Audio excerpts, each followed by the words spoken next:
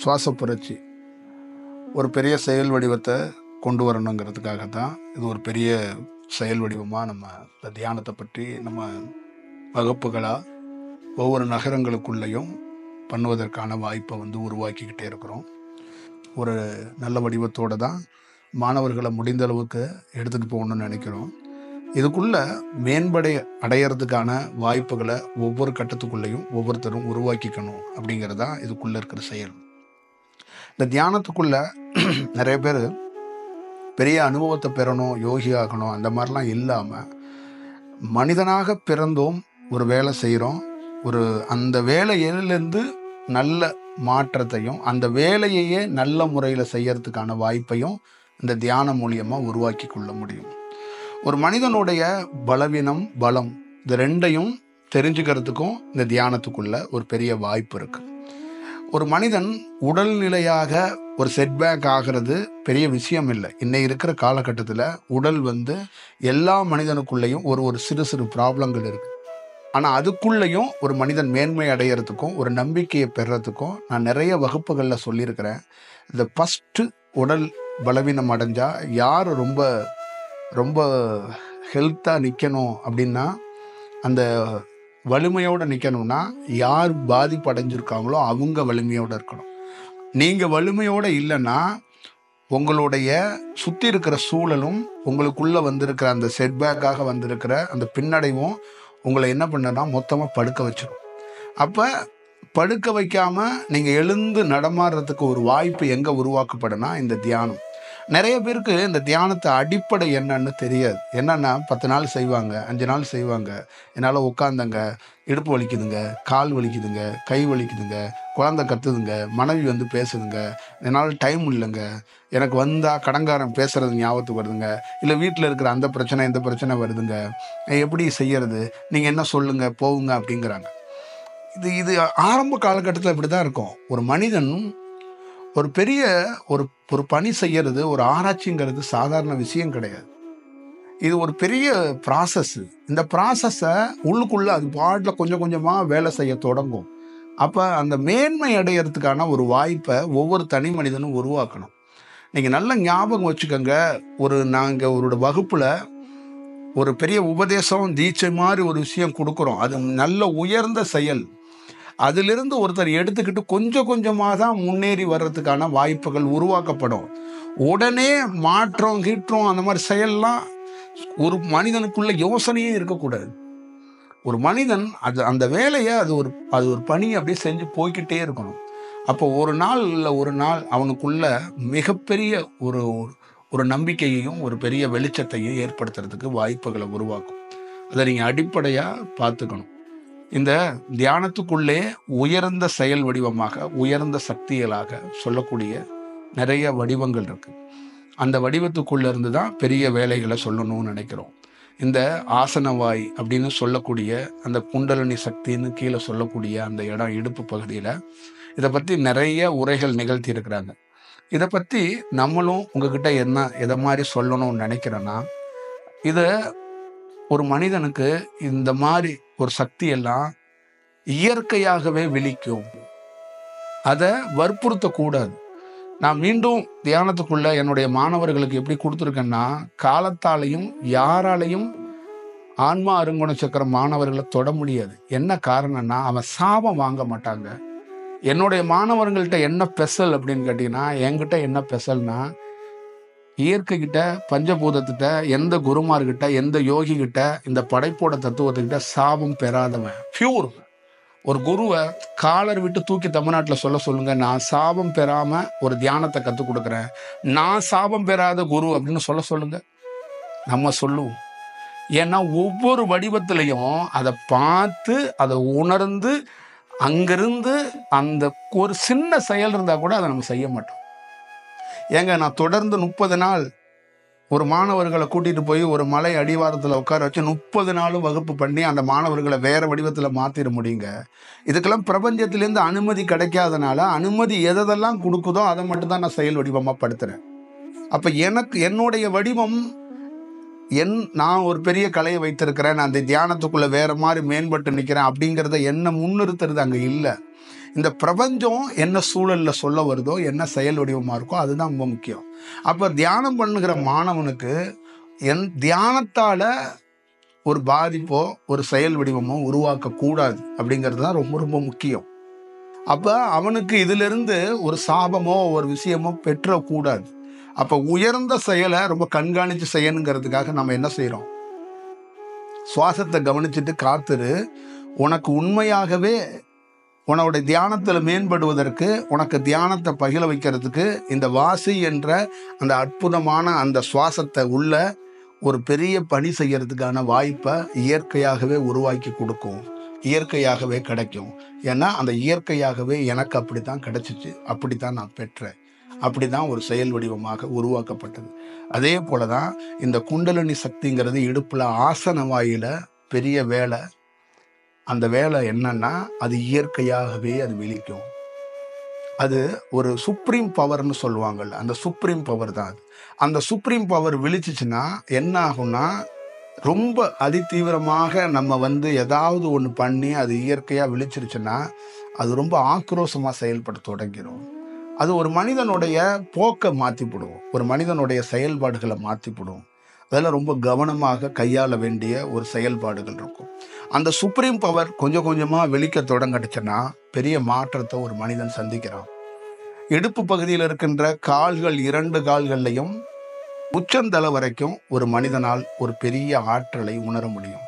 தன்னுடைய உடல்ல இருக்கிற எல்லா பகுதிக்குள்ளையும் ஒரு மனிதன் வெற்றிடமாக இல்லாமல் ஒரு நீரை பரப்பி வைத்தது போல் ஒரு ஆற்றலை அவனால் உணர முடியும். அந்த சுப்ரீம் பவர் கீழிருந்து அது ஒரு பெரிய முதுகுத்தண்டு வழியாக பெரிய மாற்றத்தை சந்திக்கும் போதோ இந்த முன்பக்கமும் அந்த பின்பக்கமும் ஒரு பெரிய பணி தொடங்குகிறது, ஒரு பெரிய வேலைகள் அங்கு தொடர்ந்து நடக்கப்படுகிறது. அதனால மிகப்பெரிய பணியாக இதய பகுதிக்குள்ள ஒரு பெரிய மாற்றத்தை சந்திக்க வேண்டிய ஒரு வாய்ப்பு உருவாக்குது. ஒரு மனிதனுடைய எண்ணம் குறையப்படுகிறது. இந்த சுப்ரீம் பவர் கீழே விழிச்சோன்னா மிகப்பெரிய செயல் நமக்கு என்ன கிடைக்குதுன்னா, ஒரு இறையோடைய பெரிய தொடர்பு கிடைக்குது. அசைக்க முடியாத உங்களை எத்தனை மனிதர்கள் ஒரு 1000 காட்டு யானைகளை கொண்டாந்து விட்டு உன்னை நான் மிதிச்சிருவேன், நீ தவம் பண்ணாதன்னு சொன்னா கூட 1000 யானைகள் மிதித்தாலும் நான் தவம் பண்ணி கொண்டே இருப்பேன் அப்படிங்கிற அந்த எண்ணத்துக்கு ஒருத்தன் போயிடுமா. அப்போ அவனுக்கு என்ன ஆகும்னா, இந்த தவத்திலிருந்து அவனை பிரிக்கவே முடியாத ஒரு செயல் வடிவம் எங்கே ஒருவன் பெறுகிறான் என்றால் அவனுக்கு அந்த ஆசன வாய் விழித்தால். அந்த ஆசன வாய் விழித்து உடனே அவனுக்கு உடலில் ஒரு பெரிய மாற்றத்தை சந்திக்கக்கூடிய வாய்ப்பு இருக்கு. இது இயற்கையால் ஒரு குருவால் ஒரு நல்ல செயல் வடிவத்தோடு இயற்கையாக தொடர்ந்துச்சுன்னா அது தெய்வீகமாக மலரும், அது தெய்வீக காட்சிகளை உருவாக்கி கொடுக்கும், அது தெய்வீகமான ஒரு செயல்கள் இருக்கும். துன்பம் இருக்காதாங்க? கண்டிப்பா இருக்கும். உடல் உபாதைகள் இருக்காதுங்க? நிச்சயமா இருக்கும். பேர் மயக்கம் இருக்கும், பேர் துன்பம் இருக்கும், உடல் வலி இருக்கும், அந்த ஆசனவாயு இடத்துக்குள்ள பெரிய வலி ஏற்படும், இடுப்பு பகுதியில் பெரிய வலி ஏற்படும், முதுகு தண்டில் வலி ஏற்படும், உடல்ல பெரிய ஒரு உடலே முறிக்கிற மாதிரி ஒரு வலிகள்லாம் இருக்கும். இதெல்லாம் ஒரு தவம் பண்ணுகிறவனுக்கு பெரிதாக இருக்காது. ஏன்னா அதை எல்லாத்தையும் கட்டுப்படுத்துகின்ற அந்த கலையை இயற்கையாகவே அதுவே அதை கட்டுப்படுத்துகிற அந்த பக்குவத்தை கற்றுக் கொடுக்கும். அதை கடக்கக்கூடிய அற்புதமான அருமருந்தை அது உருவாக்கி கொடுக்கும். நீங்க எங்கேயும் போய் மருந்தை தேட வேண்டாம், எங்கேயும் போய் ஒரு செயல் வடிவம் தேட வேண்டாம். உண்மைக்கு யார் எஜமான், உண்மைக்கு யார் குருன்னா உண்மைக்கு உண்மைதான் குருவா இருக்கும். உண்மையான தியானத்துக்கு யார் குருன்னா அந்த உண்மையான தியானமே குருவாக இருந்து ஒருத்தரை வழி நடத்தும், ஒருத்தரை பாதுகாக்குங்கிறதுக்கு இதுதான் முக்கியமான வடிவமாக இருக்கிறது. அப்ப அங்கிருந்து செயல்பாடுகளை தொடங்கும் போது தலைப்பகுதியில் ஒருவனுக்கு மிக அற்புதமான செயல் வடிவத்தையும் கிடைக்கிறதுக்கான வாய்ப்புகளை உருவாக்கப்படுகிறது. அப்ப ஒரு மனிதன் எனி டைமும் தியானம் பண்ணுகிற நேரத்தில் மட்டும்தான் அவன் எனர்ஜியா இருப்பான், அவன் ஏதோ ஒரு ஆற்றலோடு இருக்கிறதா ஒரு வாய்ப்பை உருவாக்குவான். இந்த ஆசனவாய் விழித்தவனுக்கு அந்த ஆசனவாயை நிறுத்த முடியாது. இதுல இருக்கிற பெரிய விஷயம் அதுதான். அந்த ஆசனவாய் விழிச்சிருச்சுன்னா, அந்த நாடி விழிச்சிருச்சுன்னா, அந்த இடம் ஒரு வேலை தொடங்கிருச்சுன்னா எப்பயுமே அவனுக்கு ஒரு எனர்ஜி வரும், எப்பயுமே ஒரு செயல் ஒரு பணி நடந்து கொண்டே இருக்கும். அப்ப அவன் நடக்கும்போது தியானம், உட்காரும்போது தியானம், அவன் பயணிக்கும் போது தியானம்னு சொல்றாங்கல்ல, அதுக்கு முக்கியமான காரணம் அந்த எனர்ஜி டிராப் ஆகாது. அந்த எனர்ஜி வந்துகிட்டே இருக்கும். என்ன தெய்வீக முறைகள்ல என்னன்னு கேட்டீங்கன்னா, அந்த எனர்ஜி சீரா வரும். ஒரு சீரான ஒரு அளவோட படிப்படியாக அது இன்க்ரீஸ் ஆகும். கொஞ்சம் கொஞ்சமாக அந்த அந்த அனுபவத்தை நம்மளால் உணர முடியும், பார்க்க முடியும், செயல் வடிவம் இருக்க முடியும். ஒரு நல்ல தியானம் என்பது ஒரு 100% மனம் வேலை செய்கிறவங்களுக்கு 5% மனம் குறையும், மனம் கட்டுப்பாடும், அந்த எண்ணங்கள் கட்டுப்பாட்டுக்கு வரும், பேச்சுகள் கட்டுப்பாட்டுக்கு வரும், மௌனத்தை கடைபிடிப்பதற்கான வாய்ப்புகளை தானாக உருவாக்குவோம். சில பேர் மாதம் மௌன விரதம்லாம் இருப்பாங்கல்ல, அதெல்லாம் இந்த மாதிரி உள்ளுக்குள்ளே இருக்கும்போது இயற்கையாகவே ஒரு பல மணி நேரங்களை அவங்களை மௌனமாகவே ஆழ்த்திடும். இயற்கையாகவே மௌனமாக வச்சுருக்கோம். ஒரு 2 மணி நேரம் 3 மணி நேரம் தன்னை தனிமைப்படுத்திக்க சொல்லி ஒரு செயல் வடிவமாக அது நடந்து கொண்டே இருக்கும். இப்போ இந்த மாதிரி வடிவங்கள் எல்லாம் ஒருத்தருக்கு கிடைக்க தொடங்கும். அப்போ அவருக்கு தலைப்பகுதியிலையும் ஒரு பெரிய மாற்றத்தையும் பெரிய வடிவத்தையும் அவர் பெறுகிறார். இதய பகுதிக்குள்ள மனங்கள் செயல்படுவதில் குறைவான செயல் வடிவம் கிடைக்கிறது. இந்த ஆசன வாயிலிருந்து கிடைக்கப்படுற ஆற்றல்னால உடல்களில் இருக்கிற தங்கு தடை இல்லாமல் எல்லா இடங்களுக்கும் அந்த ஆற்றல்கள் குவியலாக எல்லா இடங்களையும் பரவலாக குவிக்கப்படுகிறது.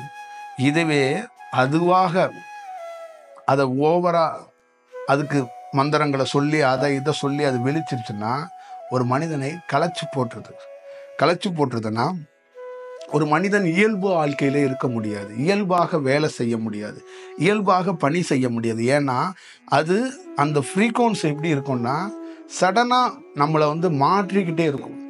ஒரு எழுந்து 10 நிமிஷம் எனர்ஜியாக இருப்போம், அதுக்கப்புறம் கொஞ்சம் ட்ராப் பண்ண மாதிரி ஆயிடுவோம். திருப்பி எழுந்து ஒரு பணி பெரிய பெரிய வேலையை செய்யறதுக்கு ரொம்ப சிரமமாக போயிடும். ஒரு குருமார் அது என்னன்னா பறக்கும் தன்மை கொண்டதுங்க.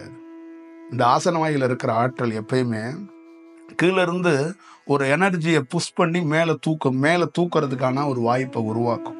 அந்த விமானத்துக்குள்ளேயே ஒரு செயல் வடிவம் இருக்குல்ல, அந்த மாதிரி ஒரு செயல் வடிவத்தை உருவாக்கக்கூடிய அந்த டேக்கப் பண்ணக்கூடிய அந்த செயலையும் அந்த லேண்டிங் பண்ணக்கூடிய செயல் வடிவத்துக்குள்ள ரொம்ப முக்கியம்னு சொல்லுவாங்கள்ல, அந்த மாதிரி தான் அந்த ஆசன வாய்க்குள்ள இருக்கிறது. அப்போ ஒரு யோகியாக இருக்கப்பட்டவனுக்கு அதை மிக சரியாக அது நடத்தப்படுகிறது. மிக சரியாக அதை எப்படி கட்டுப்பாட்டுக்குள்ள அதை அவர் என்ன பண்றாருன்னா தினந்தோறும் அவர் என்ன பண்றாரு, அந்த அதிகமாக வருகிற செயலை கூட அதை எப்படி எடுத்துட்டு போகணுங்கிறத அவருக்கு குருமார்கள் இதை கற்றுக் கொடுக்கறது இல்லைங்க, உள் உணர்வுகள்ல அங்க உணர்த்தப்படுகிறது. எப்படி இந்த ஆள் இல்லாத சில வண்டிகள் இயக்கப்படுறது, இன்னைக்கு ரோபோலாம் இயக்கப்படுறது இல்லை, அந்த மாதிரி ஸ்டார்டிங்கில் தான் ஒரு குருவோடைய செயல் வடிவம் தேவைப்படும். அதற்கப்புறம் சூட்சமத்தில் குரு இருப்பார். அதே நேரத்தில் உள் உணர்வுகளில் உங்களுக்கு நடக்கப்படுறத அது இன்ஸ்ட்ரக்ஷன் கொடுக்கும். இங்கே நிறைய பேருக்கு அது உங்களை இன்ஸ்ட்ரக்ஷன் பண்ணும், அது உங்களை எடுத்துட்டு போகும். இந்த மாதிரி உடல்ல பருவ மாற்றத்துக்கு தேவையானதை அது உங்களை தேட வைக்கும். அது ஒரு நல்ல புரிதலை ஏற்படுத்தும்.